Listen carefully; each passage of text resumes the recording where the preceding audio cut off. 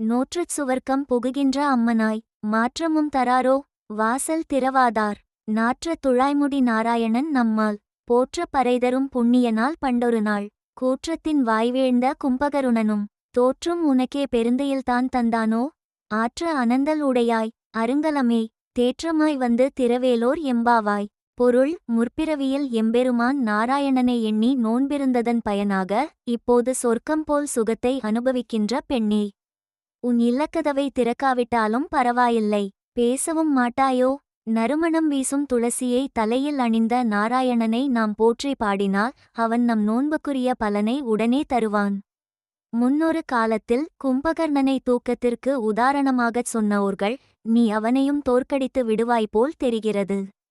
சோம்பலின் இருப்பிடமே கிடைத்தற்கரிய அணிகலனே. ஆண்டாள் தான் மட்டுமின்றி எல்லாரும் இறைவனை அடைய வேண்டும் என்று அழைக்கிறாள்.